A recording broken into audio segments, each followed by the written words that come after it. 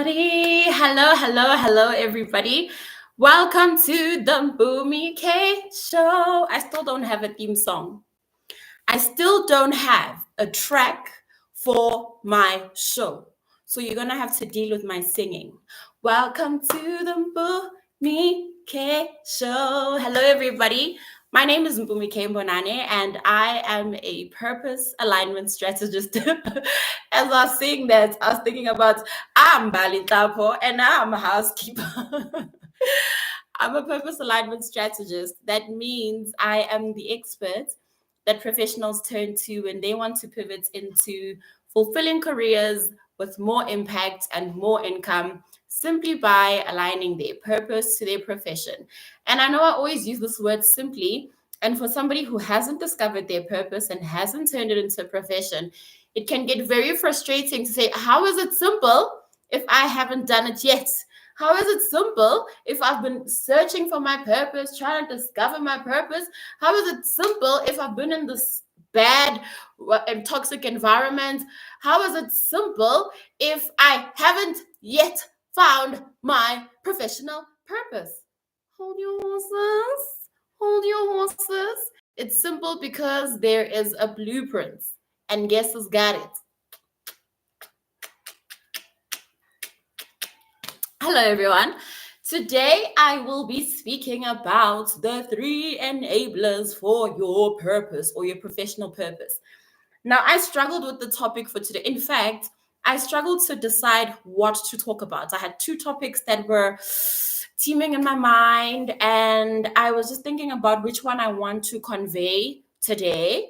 And I thought, because this one was just heavy on my spirit and I was thinking about it a lot, I thought, let this be the topic that I talk about. However, I also struggled to come to the topic because I'm going to be sharing some stories or anecdotes that I think will be very, very vital and very, very useful for us to actually see what is required for us to actually step into our purpose and thrive. Okay, there's something else I wanted to say. Okay, I can't remember what I want to say, but let's get right into it. So I don't want to waste time with these things. I just want to hit it and run. And not like the hit and run that you're thinking about, but I really just want to get to the point so we can all have our evening. All right. So I can't remember if I was watching her live or if I was watching one of her interviews as they were doing the press junket for Underground Railroad. And yes, I'm talking about Utuso Mbedu. So I never really paid much attention to her. I wasn't following her on social media. I hadn't really watched anything she was on, and not because I had anything against her or because I didn't respect her craft, but because I just didn't. It just didn't happen that I did, right? So one time I'm watching this video, and again, I can't remember if it's her live on Instagram or it was just an interview that she was doing, and something in me leaped. Now, everyone knows I'm a Christian girl, and I know it's debatable to keep talking about God and Christianity whenever you're doing things that are professional. Bear with me, guys. Actually, don't bear with me. This is my life, all right? And so if it's a problem, I guess those it is a problem for can just really, step aside and excuse us. But I am going to talk about God all the time. I'm going to make reference to him because I just think, and not because I want to force God down on anyone. I'm not bashing people like, stop what you're doing, or you're going to hell. I'm not preaching anything to you, but I really think that the Bible has so many universal principles. Whether you are a believer or not, it just makes sense. For example, don't kill. You don't have to be a Christian or believe in God to know that killing is wrong or killing is disruptive, that killing ruins the lives of those who are left to heal when their loved one is gone. It's it's a non-starter, right? It's a no-brainer. So it's not like I'm shoving God down people's throats. I'm really just drawing principles and object lessons that apply to anyone across the board. Okay, so what was I talking about? Oh, here's what I wanted to get to. So there's a story in the Bible of 2 ladies who were cousins. One was Mary, the mother of Jesus, and the other was Elizabeth, the mother of John the Baptist. So one day, both of them were pregnant, but they didn't know. So Elizabeth goes to visit Mary, and when she gets to Mary's complex or compound, the baby in her leaps. Now, I've never been pregnant, so I don't know what that means. I don't know what it's like to have a baby leap in your belly, but I think I had a similar experience when I saw that video that was featuring Utsusumbedu, because something in me leaped. It's like I got a fervency and a fire within me that wanted me to operate in my trueness, in my authenticity, in exactly what I was created to do. Something about hearing her talk about the work that she's doing and the experiences she's having, and just there was something about that. I don't even think that it was in what she said, it was just in me seeing her and me understanding what is going on with her, right? And I felt like the baby in me leaped as well. Something in me was like, there is definitely something worthy of pursuing your purpose and doing that thing unapologetically. So Tusom Bedu left South Africa, I think it must have been in 2019 or earlier, because we got a notification, or we got the news globally, especially here in South Africa, because it was big for us, that she was going to be a lead in the Underground Railroad. And I think, like many other South Africans, I immediately downloaded Prime Video and I watched that thing. I know for some people, it was really hard to down. They could not finish one or two episodes.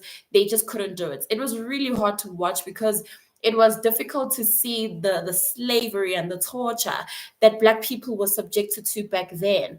But it was also educational, and it was just so interesting to see her range and her emotion and her ability to tell stories brilliantly. I thought Underground Railroad, though it was heavy and dark, it was really, really, really well performed, especially by her, who was the lead.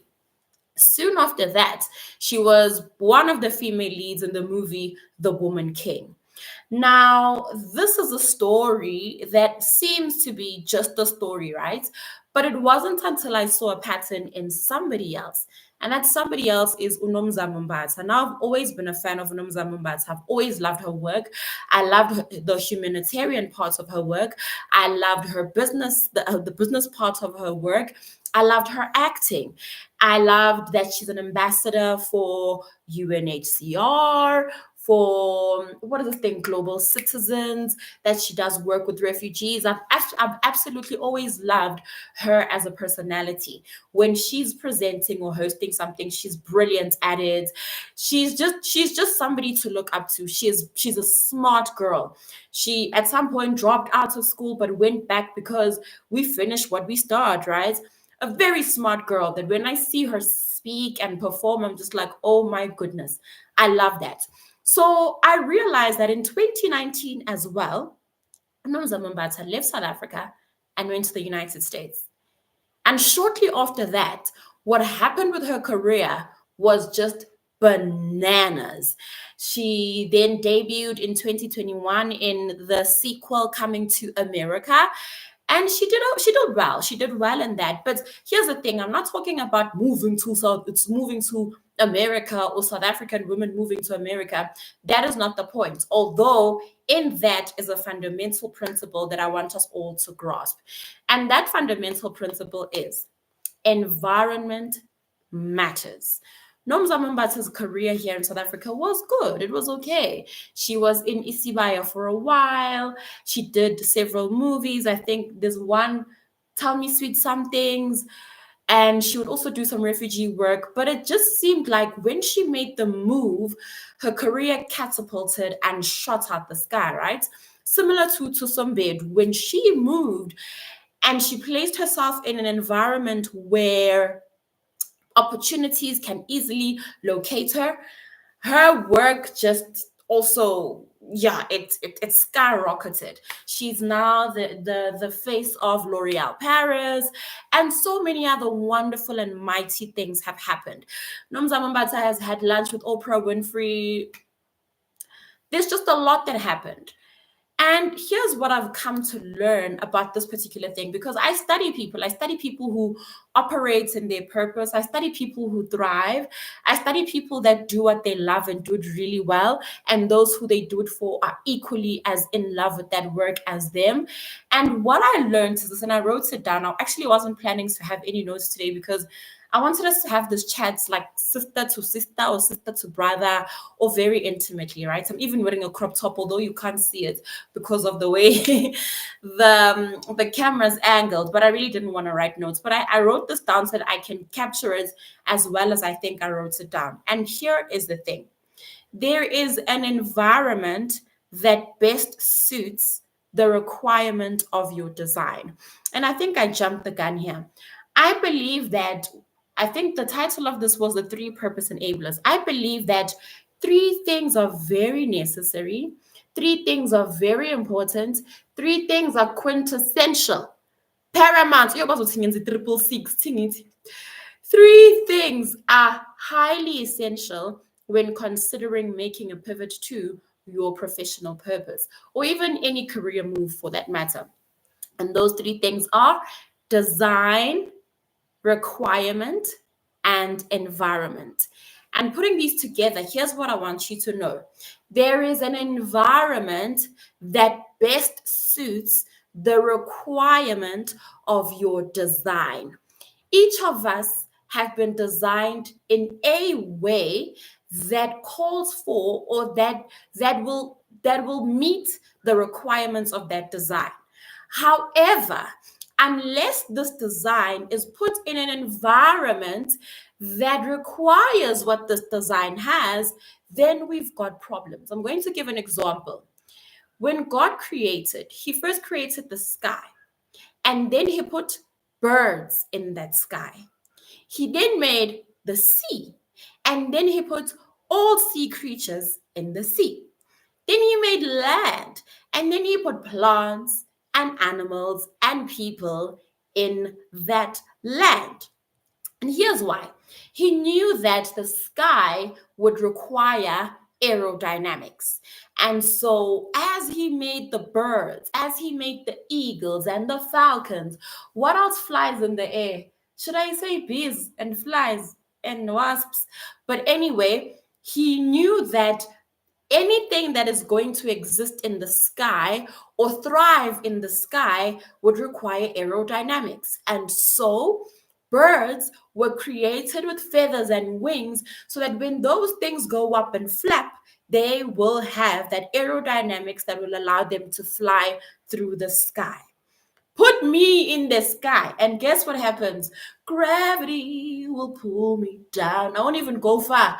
You just need to jump, and you know that you wouldn't thrive in the sky because your body was not created or designed to factor in the requirements, which is aerodynamics.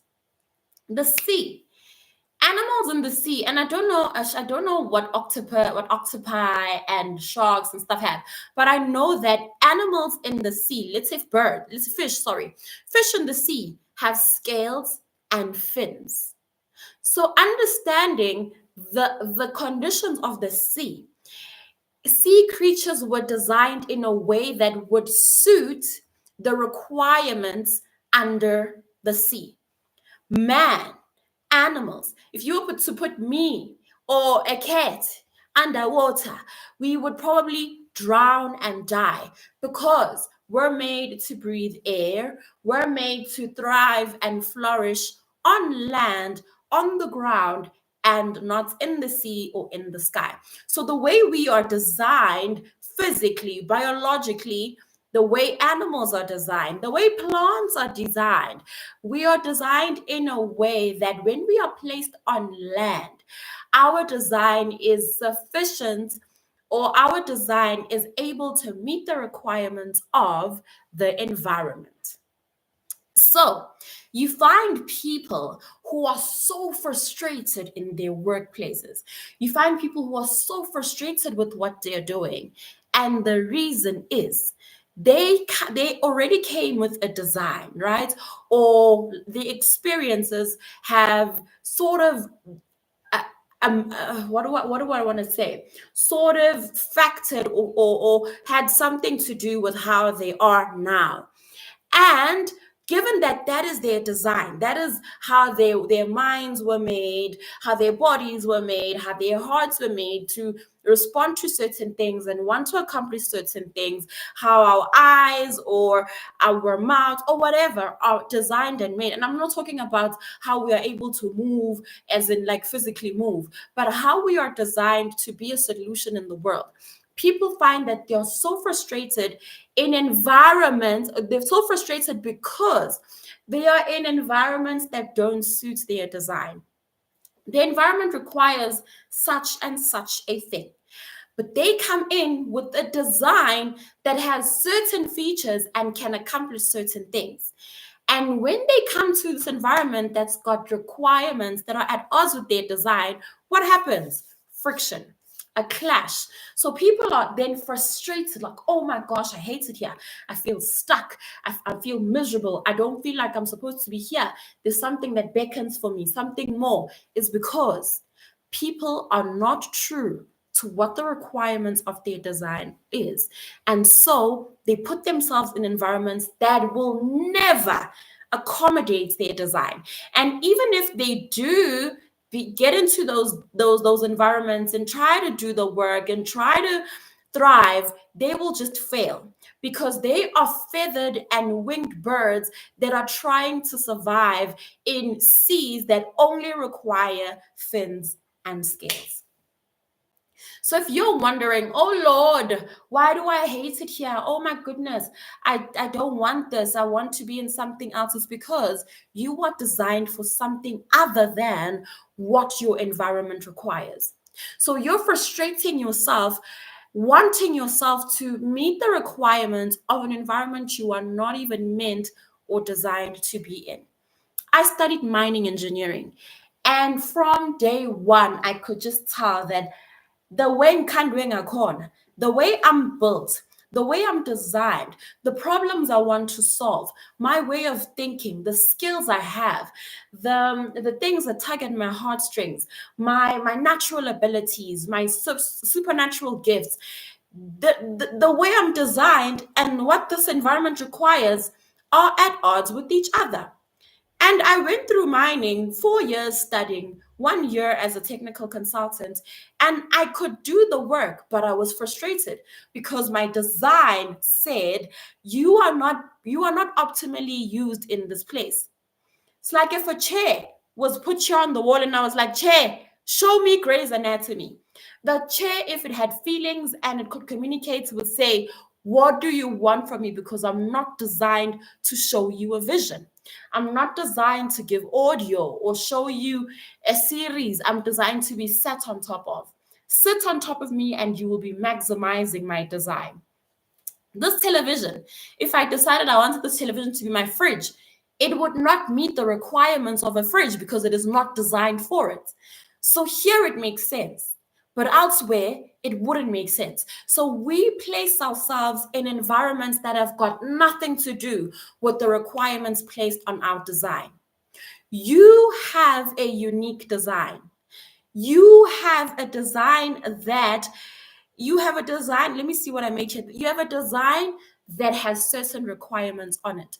And I wish I could tell you that purpose is a luxury, because I heard someone say, actually, it was a pastor who said, we talk about purpose so much and purpose is a luxury. And I was like, purpose is a luxury? Purpose is a luxury? You mean people can decide if they want to or not? No, purpose is the thing. It's like, this is what you were created for. This is what you were created to do. Here are the requirements based on how I have made you. And we make the grave mistake of putting ourselves in environments that will never see us optimally perform the function or perform the requirements of our design. What else did I write here? So like God, he created, or he knew what occupying each habitat would require of his creatures, and therefore he designed each of those creatures to thrive or in a way that would enable them to thrive in those environments. This video will be very, very short. This episode will be very, very short because I'm about to finish. The task I want to give you today, or your assignment, or the solution is: number one, know your design. How are you built? How were you made? What things really fascinate your mind and draw your attention? What are the things that target your heartstrings? What are your natural abilities? What are your supernatural abilities? What is the problem that keeps you up at night? What are the things that, if they were solved, would make you feel like you're living in heaven, or that you are doing what you are meant to do? What is your design? Ukhandwe kanjani? And I know that not everybody understands Zulu, but how were you made? How were you designed?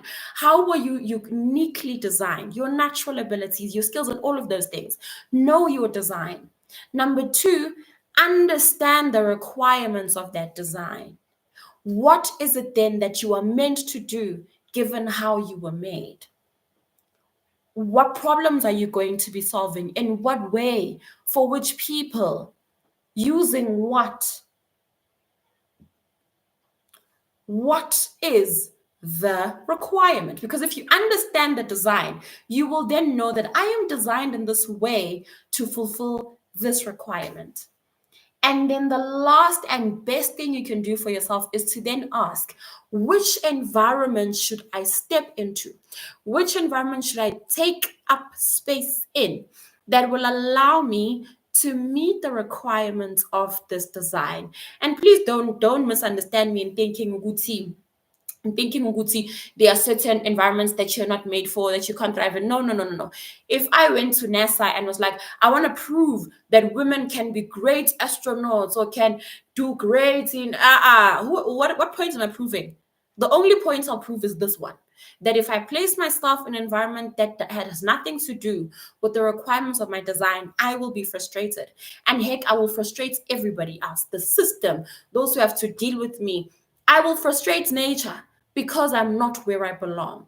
And belong is not there are rooms where you can enter. No, no, no. It's not like a exclusivity type of thing. It is a thing of honoring and understanding that I am made in this way not to limit me, but to actually see me thrive. So there are environments that will see me flourish, not because I'm one dimensional or I'm limited or no, no, no, not for anything that shrinks you, but for everything that will cause you to thrive and bloom and flourish.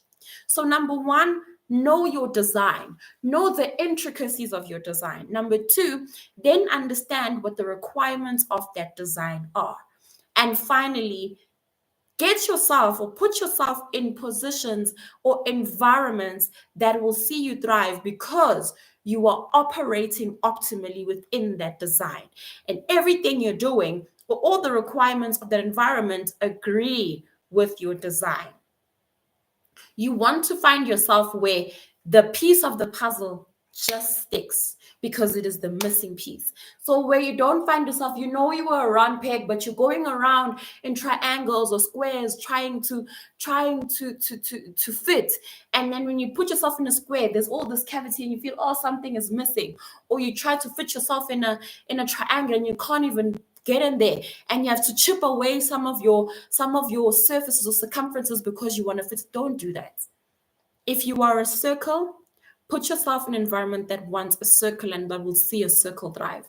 If you are a triangle, do that. If you are a rectangle, do that. Put yourself in spaces or environments that will see you thrive. You're not meant to be everywhere. And not because you don't have the mind or the competency or no, it's not about that. Yes, you can be multifaceted, but put yourself in environments that meets the requirements of your multifaceted design. There are things that are multi-purpose built. You can use it for multi-purposes. And God created us for that as well. But we have to put ourselves in the environments that will see that design being used optimally, because the environment requires exactly what your design needs or what your design is meant to do. All right. That's my message today, 25 minutes. And that's great. Again, I made a mistake yesterday. Oh my goodness. I said that the Beyond the Resume Finding Your Professional Purpose workshop is on the 5th of November. It's not. There's something else in my calendar for that. It is actually on the 29th, the week before, the Sunday before. Let me check when that is. I hope this doesn't stop the live stream. It is the 29th of October. So 25 days from now, the live workshop is happening in Johannesburg in person. I will leave the link below for you to be able to check it out, check the details, and secure your seats. I don't want too many people on there because, like I said yesterday, I want to get in your business. I want to give you undivided attention like a private school. And I want you to walk out of there with a strategy that you've already started implementing and will continue to implement right up till the end of the year into the next year. All right. So if you want to come to the Beyond the Resume, Finding Your Professional Purpose workshop, please just let me know or say or type here in the comments RED as in red for requirements, environments, and design, and let's get talking. What the workshop will help you do is to know your design, know exactly how you were designed, and put those things down so it's not vague or it's not something in the air. It is very clear. We're going to put down, this is your design, and then we'll say this is the requirements of the design, this is what the design was meant for, and then we'll say this is the environment, this is the profession to then pivot into or to expand yourself into, or other places you need to be considering, because those are environments that will suit the requirements of your design. The workshop is literally for that, to get you in an environment that wants and is made for your design, or to find yourself in an environment that your design will thrive in. So come through to the workshop, let's get the work done, and let's see you flourish in the spaces, in the environments that agree with your design. Tomorrow's our last live episode. I will see you then, 5 o'clock sharp. I hope this was beneficial to you, and I hope to see you tomorrow again. Cheers.